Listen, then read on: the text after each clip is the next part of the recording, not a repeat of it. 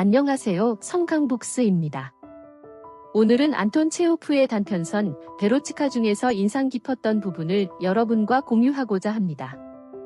소설의 주인공은 아그뇨프란 남자로 통계원입니다. 그는 얼마간 시골 어느 마을에서 통계 작업을 하면서 지냅니다. 처음에는 시골 마을이 적응이 안 되었지만 조금씩 적응을 해나가며 쿠즈네초프라는 노인과 친분을 갖게 되면서 과실주도 같이 한잔하지요.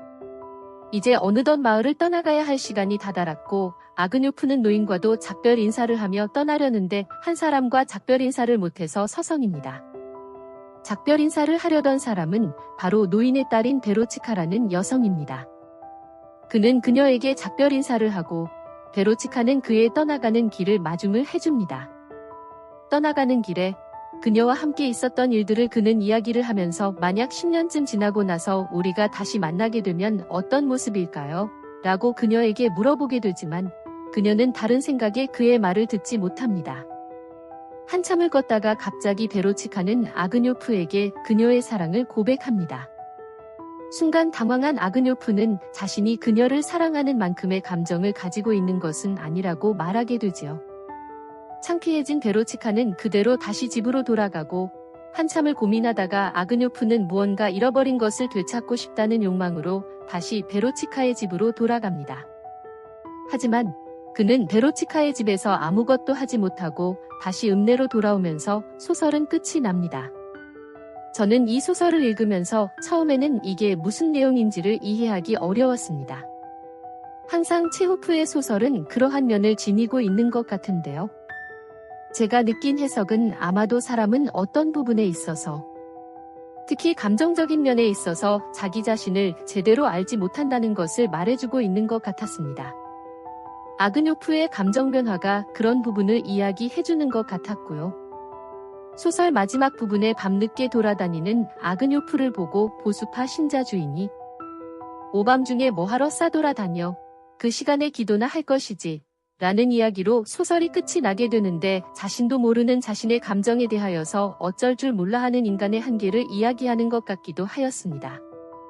아그뇨프가 고민하는 구절을 들려드리며 이만 줄이겠습니다. 이반 알렉스이츠는 홀로 남겨졌다. 숲을 향해 발길을 되돌려 천천히 걷는 동안 그는 여러 번 멈춰서서 스스로도 믿기지 않는다는 표정으로 쪽문을 바라보았다. 그는 길 위에 남겨진 베로치카의 발자국을 눈으로 뒤쫓았다. 그토록 그의 마음에 들었던 한 소녀가 방금 전에 그에게 사랑을 고백했으며 그가 그 고백을 그다지도 서툴고 무뚝뚝하게 거절했다는 사실이 믿겨지지 않았다. 그는 생전 처음 인간의 선이라는 것이 얼마나 무력한가를 경험으로 깨우치게 되었다. 상식 있는 진실한 인간도 자신의 선의에 반하여 가까운 사람에게 까닭없이 가혹한 고통을 줄 수가 있는 것이다. 그는 양심의 가책을 느꼈다. 베라가 보이지 않게 되자 그는 굉장히 소중하고 친밀한 무언가를 잃었으며 그것은 앞으로도 되찾을 수 없을 것이라는 생각이 들었다. 젊은 시절의 한 부분이 베라와 함께 미끄러져 사라진 느낌이었다. 그토록 헛되이 괴로워했던 시간들도 이제는 다시 되풀이될 수 없을 것이다. 다리에 이르자 그는 걸음을 멈추고 생각에 잠겼다. 자신의 괴이한 냉담함의 원인이 알고 싶었다.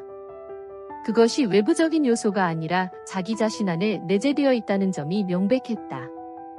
그는 솔직하게 시인했다. 그것은 영리한 인간들이 종종 과시하는 그런 이성적인 냉담함도 자아도취적인 바보의 냉담함도 아니었다. 그것은 단지 영혼의 무기력, 아름다움을 깊이 지각하지 못하는 무능력일 뿐이며 또한 빵 한 조각을 얻기 위한 지저분한 싸움과 독신의 하숙방 생활, 그리고 교육이라는 미명 아래 얻어진 조로증의 다름 아닌 것이었다. 다리를 지나서 그는 끌려가듯 천천히 숲으로 걸어갔다. 짙은 어둠 속으로 달빛을 받아 날카롭게 빛나는 꽃들이 듬성듬성 보였다. 그러나 그는 자신의 생각에만 잠겨서 아무것도 느낄 수 없었다. 잃어버린 것을 되찾고 싶다는 욕망이 불같이 일었다. 네, 오늘 문학 한 구절은 여기까지입니다. 감사합니다.